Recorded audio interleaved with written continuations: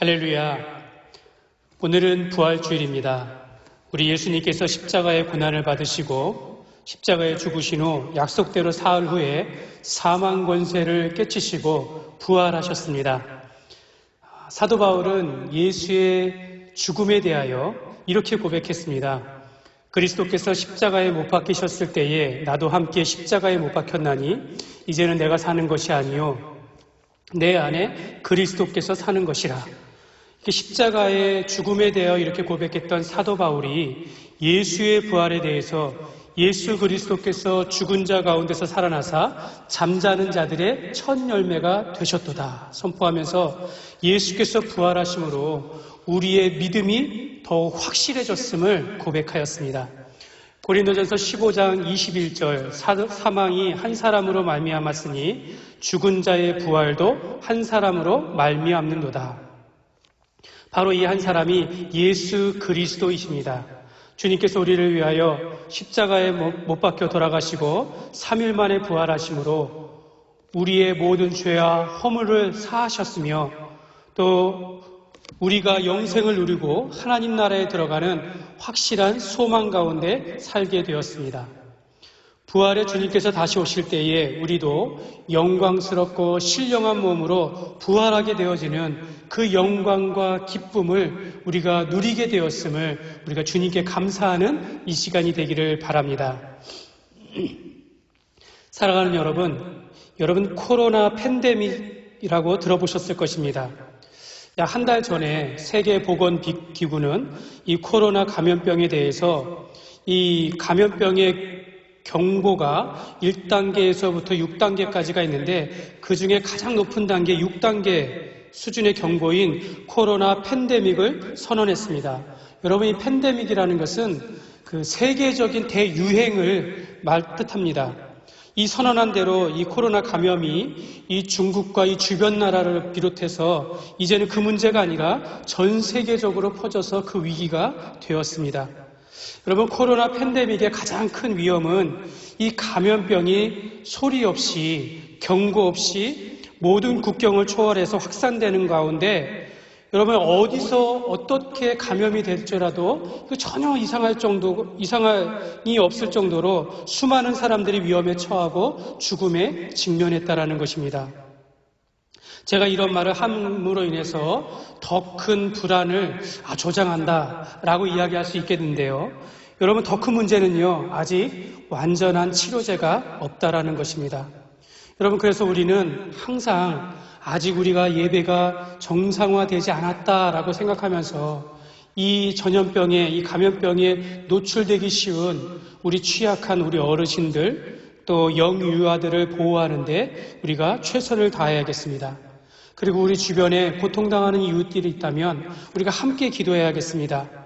벌써 이 코로나로 인해서 감염된 의료진만 해도 우리나라만 240명이 넘는다고 하는데 여러분, 이 목숨을 걸고 이 방역에 힘쓰는 모든 의료진들을 위해서, 간호진들을 위해서 우리가 기도해야겠습니다. 여러분, 아무리 세상이 변화했다고 해도 인간의 생명을 소중하게 여기고 사람을 사랑하고 병을 고치는 그 마음, 바로 의사의 마음이 아니겠습니까?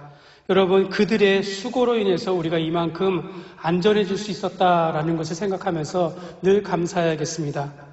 저는 이런 의료진들을 보면서 목사도 영혼을 돌보고 치료하는 그런 위치에 있기 때문에 선한 목자가 양을 위하여 자기 목숨을 버리는 것이 당연하다라고 말씀하신 주님처럼 나도 이 목자들을, 이 주의 양들을 향하여 더욱더 사랑하고 목숨을 다하여 목양을 해야겠다라는 그런 기도도 하게 되었습니다. 여러분, 그러나 이 코로나 팬데믹의 가장 큰 무서움은요, 불확실성에 있습니다. 불확실하다라는 것입니다. 미국의 한 주지사가 한 컨퍼런스에서 말하기를 모든 사람들은 이 코로나에 대해서 딱 한 가지를 알기를 원한다라는 것입니다. 그게 무엇이냐면 그것이 언제 끝납니까? 그렇지만 대답은 아무도 모른다라는 것입니다. 그래서 심리학자들은 이러한 불확실성은 인간을 불안정하게 만든다라는 겁니다. 왜냐하면 인간은요, 예측 가능한 삶을 살기를 원하는 그런 본성이 있다라는 것입니다. 예측 가능하지 않은 일들을 만날 때는 사람들이 불안해하는 것이 또 인간의 본성이라는 것이죠. 그래서 한 임상심리학자는 우리의 뇌는 장차 일어날 일을 예측하고 그것을 대비하도록 디자인되어 있는데 이 코로나와 같은 불확실성은 사람을 불안정하고 불안전하게 만든다라는 것입니다. 여러분, 한 가지 더 얘기할 것은 가천대 길병원의 한 교수님은요, 여러분 지금까지 우리가 독감 있지 않습니까? 이 독감에 대한 백신이 개발되는데 약 70년이 걸렸다라고 합니다. 그래서 이 코로나가 무서운 건요, 이 코로나 바이러스가 인체 내에 들어오면요, 자기가 이 증식되는 가운데서 돌연변이를 계속 생산해낸다는 것입니다. 그렇기 때문에 백신이 언제 개발될지 모르고 또 이 사태가 언제 종식될지 모르기 때문에 사람들은 이러한 불확실성으로 인해서 불안과 염려를 완전히 떨쳐내기란 어렵다라는 것입니다. 여러분, 제가 말씀드리는 의도를 아시겠습니까? 여러분, 이같이 불확실한 상황 속에서 우리가 불안정하고 또 불안과 염려를 떨쳐버릴 수 없는 가운데 여러분, 그리스도인들은 어떻게 살아야겠습니까? 우리도 동일하게 불안해하고 염려 가운데 살아야겠습니까? 혹 우리 가운데는 이 같은 염려로 인해서 또는 내가 뜻하지 않은 일들을 경험함을 통해서 그런 어려움 가운데서 하나님 도대체 어디 계십니까? 왜 고쳐주시지 않습니까? 이렇게 말하거나 또는 세상을 향하여 화를 내고 우리가 분노하는 가운데 살아가는 사람들도 있습니다. 여러분, 왜 그렇습니까? 여러분, 우리도 이 세상에서 이 불확실성을 덮어버릴 만큼의 그런 믿음이 없으면 여러분, 우리는 여전히 불안한 가운데 살 수밖에 없습니다. 사도 요한은 요한일서 5장 13절에 보면 내가 하나님의 아들의 이름을 믿는 너희에게 이것을 쓴 것은 너희로 하여금 너희에게 영생이 있음을 알게 하려 함이라, 이렇게 말씀했습니다. 예수님이 죽은 자 가운데서 부활하시고 승천하시고 이제 제자들에게 모든 사역을 맡기셨습니다. 그리고 그 가운데 교회가 세워지면서 내가 몇 날이 못되어 다시 오리라 라고 약속하셨는데 몇 날이 못되어 다시 오기는커녕 오시지 않는 거예요. 기다리던 사람들이 한 사람씩 죽어감에 따라서 사람들이 불안해합니다. 그러니까 예수님의 말씀을 기억하지 못하고 이제 여기저기서 이단이 일어나며 적그리스도가 나타나며 다른 복음을 증거하니까 이렇게 불안해하는 제자들을 향하여, 그리스도인들을 향해서 사도 요한이 말합니다. 내가 이것을 기록한 것은 너희 안에 영생이 있음을 알게 하려 합니다. 그러니까 하나님께서는 우리가 예수 안에서 받은 영생에 대하여 확실함을 가지고 살아가기를 원하십니다. 사랑하는 여러분, 여러분은 예수님이 우리를 위하여 이 땅에 오시고 고난을 받고 죽으시고 3일 만에 부활하신 것을 믿습니까? 여러분, 어떻게 확신하고 있습니까? 여러분, 이 본문 가운데 등장하는 여인들처럼 여러분 이 빈 무덤을 발견했을 때 예수님이 부활하셨구나 라는 것을 발견하실 수 있겠습니까?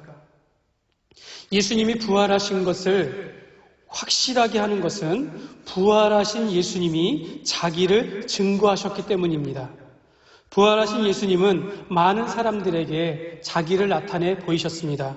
부활하신 그날 베드로에게 보이셨고 또 그날 오후에 엠마오로 가는 두 제자에게 나타나셨습니다. 또한 그날 저녁에 도마를 제외한 모든 제자들이 모여있는 곳에서 나타나셨습니다.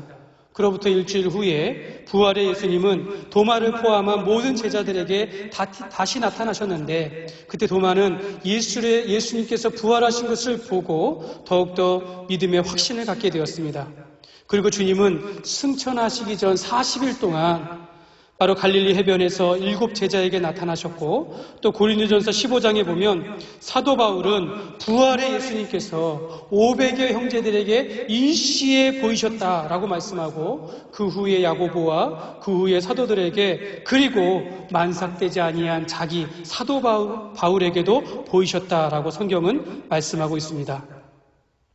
여러분, 이렇게 볼 때 예수님께서 부활하신 것은 거짓이다, 또 꾸며낸 것이다 라고 이렇게 우리가 말할 수 없습니다. 왜 그렇습니까? 기록된 신약 성경의 말씀이 그것을 증거하고 있기 때문입니다.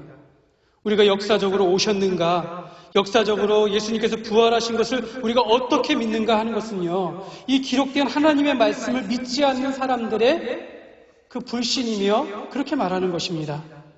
지금까지 기록된 이 말씀을 통하여 예수님께서 부활하신 것을 보고 증언하며 증거하며 살아온 수많은 증인들이 있습니다. 여러분, 그 가운데 바로 이 최초의 증인들이 기록된 말씀이 오늘 본문의 말씀입니다. 예수님이 죽으시고 안식일이 지난 다음날 새벽에 무덤을 방문한 여인들이 있습니다. 10절에 보면 이 여인들이 누구인지 나옵니다. 이 여자들은 막달라 마리아와 요한나와 야고보의 모친 마리아라. 또 그들과 함께한 다른 여자들도 이것을 사도들에게 알리니라. 여러분, 최소한 4명 이상의 여인들이 예수님의 무덤을 찾아갔습니다. 이 가운데 우리 막달라 마리아는 여러분, 우리가 최초의 예수의 여제자다라고 불리울 만큼 여러분, 이 여인은 7 귀신이 들렸다가 고침을 받은 여인이며 예수의 발에 향유를 부은 그 헌신한 여인이 바로 막달라 마리아다, 이렇게 말하기도 합니다. 누가복음 8장에 보면 헤롯의 청지기 구사의 아내 요한나라고 나오는데, 이 막달라 마리아와 수산나와 이 여인들이 바로 자기들의 소유를 예수님을 섬겼다라고 말씀하고 있습니다. 자기들의 소유를 팔아서 예수님을 섬겼고 예수님을 따랐던 여인들이라고 말씀하고 있습니다. 야고보의 모친 마리아와 다른 여자들이 바로 이 예수의 무덤을 찾아갔습니다. 여러분, 이 고대 근동 역사 안에서, 배경 안에서 보면요, 여자들은 사회적인 약자이고 또 차별을 받는 사람들입니다. 남자들과 어울리거나 동행하는 것 자체가 불가능한 시대였지만 예수님께서는 그녀들의 동행을 허락하셨습니다. 제자들이 자기들의 그 물질을 가지고 재정을 충당하면서 이렇게 예수님을 섬긴 것이 아니라 이 여인들도 동참하여 자기들의 소유를 팔아서 예수님을 헌신하였고 예수님과 동행하였던 사람들이 바로 이 여인들이었습니다. 그래서 이 12 제자들과 동일하게 예수님과 동행하였고 동일한 예수님의 가르침을 받았다라는 것을 우리가 알 수 있습니다. 예수님이 그 고난당하실 때 제자들이 모두 도망하며 흩어졌습니다. 그런데 이 여인들은 끝까지 따라갔습니다. 예수님의 무덤이 어디인지를 확인하고 안식 후 첫날 새벽에 향품과 향유를 준비하였습니다. 이렇게 보면요, 이 여인들이 다른 어떤 제자들보다 믿음이 더 좋았다, 그리고 주님을 따랐다라고 하지만 여러분, 이 여인들이 가지고 있는 한계가 있어요. 바로 이 무덤을 찾은 이유가 예수님의 시신을 처리하기 위함이었다라는 것이죠. 당시 장례의 절차를 따라서 바로 이 향품을 들고 예수의 시체를 찾아서 갔다라는 것입니다. 그런데 그 가운데서 빈 무덤 속에서 찬란한 옷을 입은 2 사람을 만났습니다. 바로 요한복음에 보면 흰 옷 입은 2 천사라고 하는데, 2 천사가 어찌하여 살아있는 자를 죽은 자 가운데서 찾느냐. 여러분, 이렇게 말씀하시는 걸 보면 이 여인들은 예수님께서 부활하셨다라는 것을 전혀 알지 못했습니다. 이것은요, 제자들도 마찬가지였을 것입니다. 여러분, 생각해 보십시오. 예수님께서 고난 가운데 온갖 모욕과 희롱을 당하시고 십자가에 못 박혀 잔인하게 죽는 것을 목격한 자들이라면 여러분, 이 슬픔과 낙담 가운데 있는 제자들이나 이 여인들에게는 예수님이 부활하셨다라는 것은요, 상상할 수가 없었을 것입니다.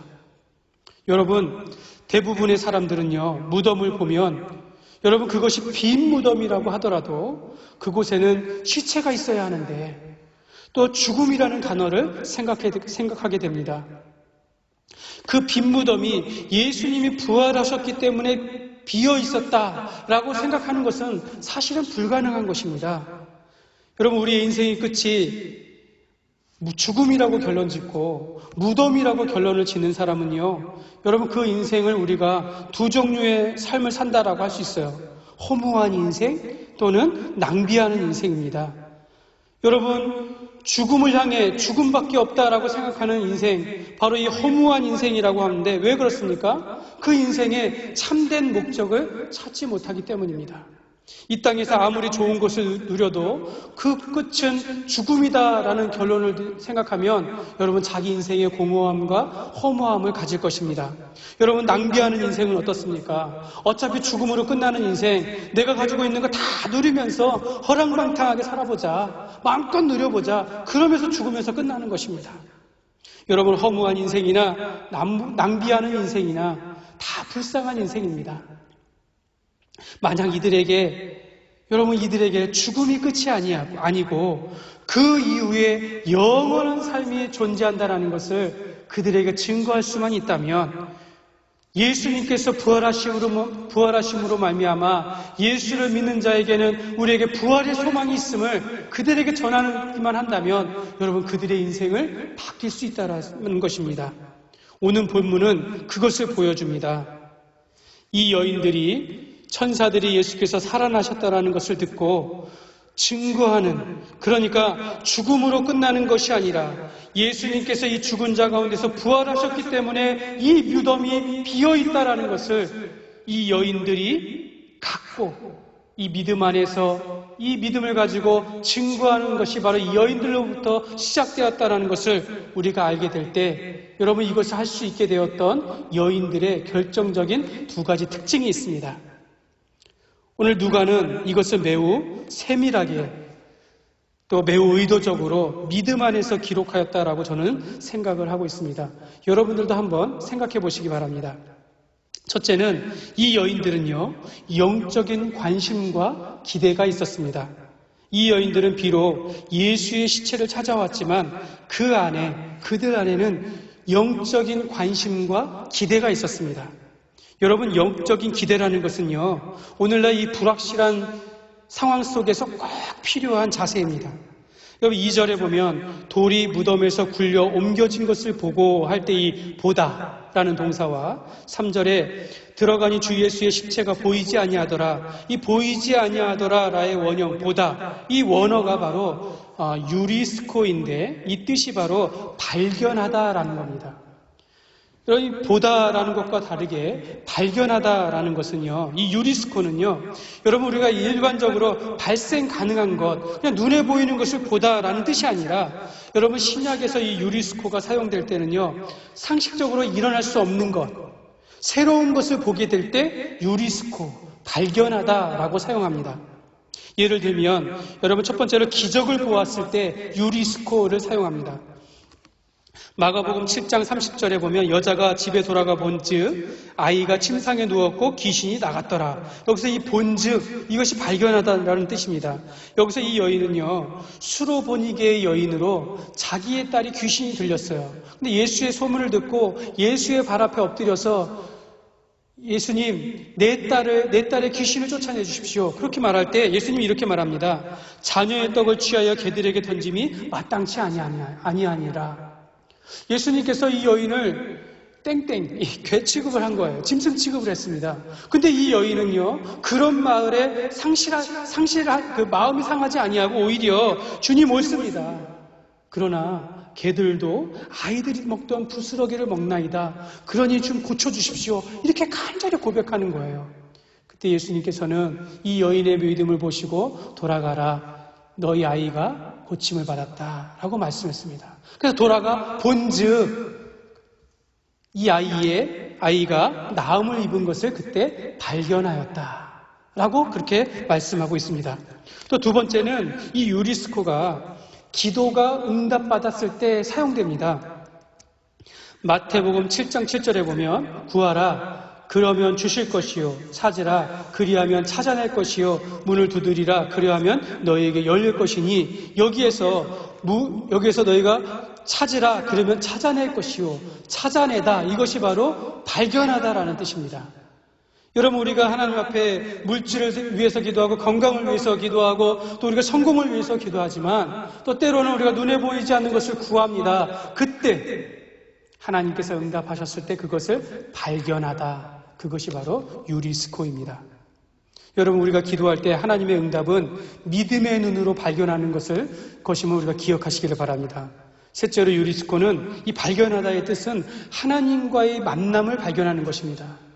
내 인생 가운데 하나님을 만남을 경험하는 것을 말하는 것입니다. 로마서 10장 20절에 보면 내가 나를 찾지 아니하는 자들에게 찾은 바 되고, 이게 발견되다입니다. 내가 묻지 아니하는 자들에게 나타났노라. 요한복음 10장 9절, 내가 문이니 누구든지 나로 말미암아 들어가면 구원을 받고 또는 들어가며 나오며 꼴을 얻으리라. 여기 때 꼴을 얻으리라, 얻는 것을 발견하다라는 뜻입니다. 이것은 우리가 구원을 받고 주님 안에서 함께하면 우리가 하나님께서 우리에게 주어지는 은혜가 있어요. 일용할 양식이 있습니다. 그것을 발견하는 것입니다. 이게 유리스코입니다. 이렇게 보면요, 하나님이 우리에게 베풀어 주신 은혜와 사랑을 발견할 때 우리는 유리스코, 발견하다라고 한다는 것을 알 수 있습니다.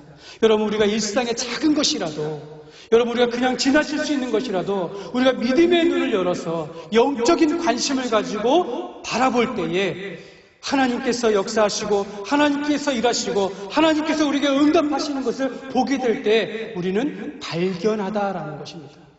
이 여인이 바로 이 빈 무덤 가운데서 처음에는 예수의 시체를 따라서 갔고 그 가운데 예수의 시체가 없어진 것을 발견하였지만 바로 천사들의 그 말을 듣고 천사들이 여기 계시지 아니하고 살아났느니라 라는 이 말씀을 통하여 그들의 영적인 관심이 열렸던 것입니다.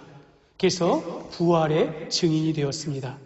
사랑하는 여러분, 우리가 우리 인생을 살아가면서 우리에게 부딪히는 예기치 않은 일들이 있습니다. 여러분, 어떤 분에게는 질병이 있을 수 있고요. 어떤 분에게는 실패가 있을 수 있고, 어떤 분에게는 이 예수님을 죽음과 같이 상실감을 갖는 그런 누군가와 헤어져야 했던 그런 일들이 가질 수 있습니다. 여러분, 이러한 일들을 우리가 직면했을 때 우리가 그냥 지나치지 아니하고 영적인 관심을 갖는 겁니다. 하나님 앞에 기도하며 하나님의 뜻을 구하는 겁니다.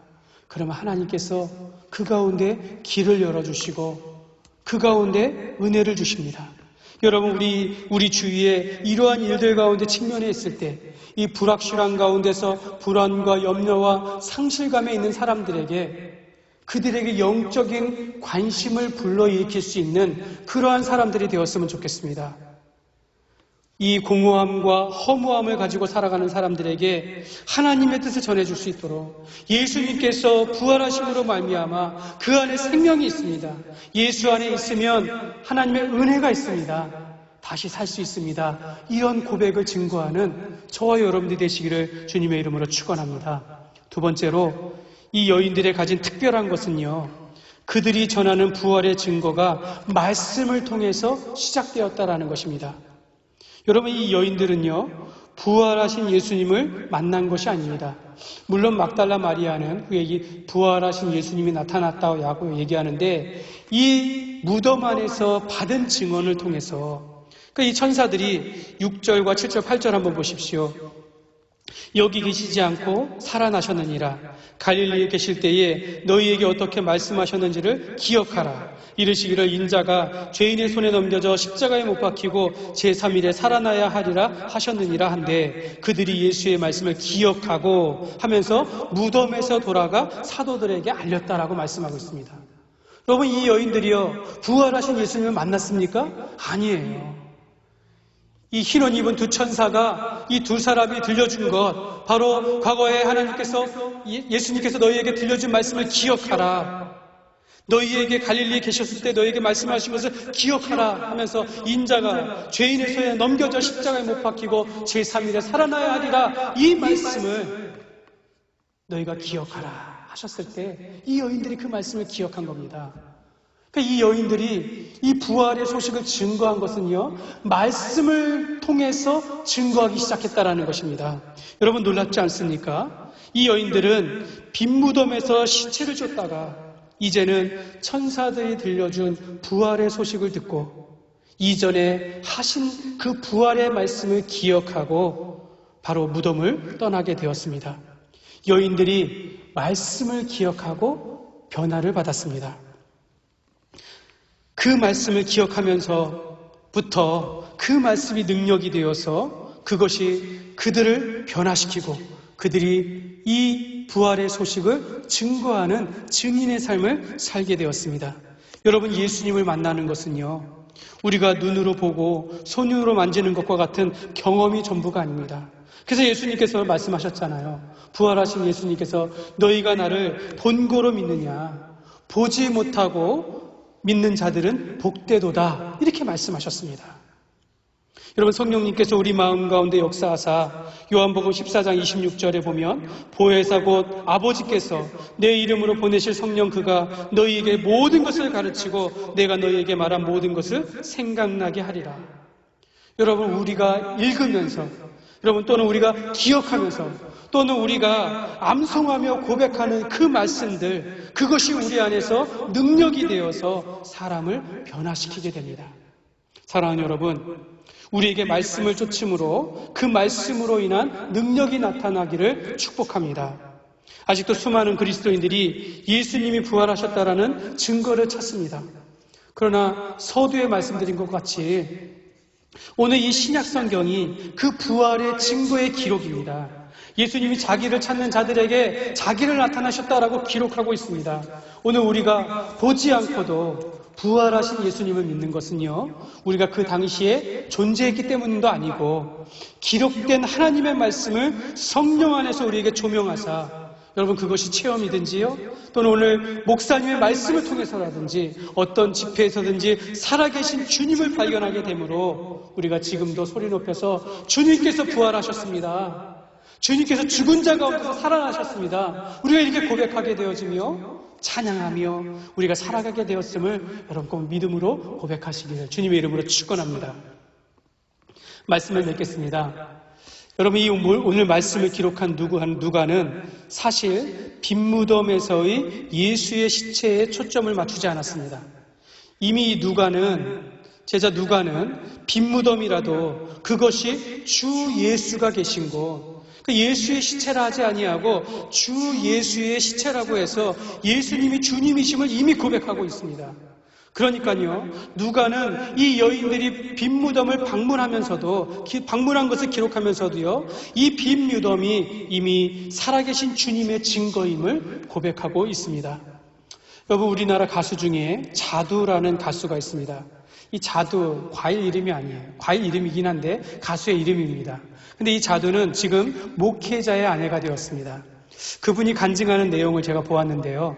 그가 가수가 되고 나서 많은 돈을 벌었는데 이 소속사와의 어떤 이런 사기 계약으로 인해서 엄청난 손해를 보고 그로 인하여 심한 우울증과 알코올 중독까지 갔었습니다. 그런데 이 남편을 만나면서 지금까지 누리지 못했던 참된 행복과 참된 만족을 누리게 되었다라고 합니다. 그것은 바로 십자가의 사랑을 깨닫고 하나님 나라의 은혜를 누리면서부터 그렇게 시작되었다라고 간증했습니다. 예수님이 이 땅에 오심으로 하나님의 나라가 성취되었습니다. 지금도 부활하신 주님과 함께하는 그곳이 바로 하나님의 나라가 임하는 것이며 참된 기쁨과 참된 만족이 있습니다. 여러분, 이 목회자의 사모가 된 가수 자두가 고백하기를 로마서 14장 17절 하나님의 나라는 먹는 것과 마시는 것이 아니요 오직 성령 안에 있는 의와 평강과 희락이라. 하나님의 나라가 의와 평강과 희락이라고 합니다. 예수님께서 계신 그곳에 바로 의와 평강과 희락이 있는데 이 자두는 사모님은 바로 하나님의 나라가 이 세 가지라면 그 중에 3분의 1은 희락이라는 것, 3분의 1은 기쁨이요 3분의 1은 즐거움이라고 그렇게 고백을 하는 것입니다. 그러면서 우리가 삶 속에서 바로 하나님 나라의 기쁨을 누리게 되어지면 우리가 저절로 삶이 변하게 되어진다는 거죠. 그러니까 기쁨이 능력이 된다는 것입니다. 사랑하는 여러분 하나님 나라의 기쁨을 누리고 있습니까? 오늘 이후로 우리 안에 이 부활의 기쁨이 가득하기를 원합니다. 우리가 이 불확실한 세상 속에서, 이 불안한 시대 속에서 사는 것이 아니라 가장 확실한 예수 그리스도의 부활의 소망을 붙잡고 우리가 감사하며 그 기쁨을 누리며 살아가는 우리의 삶이 되기를 원합니다. 여러분, 이 기쁨이 여러분이 속한 가정 가운데서, 여러분이 속한 일터 가운데 이웃들과 나누면서 사시기를 주님의 이름으로 축원합니다.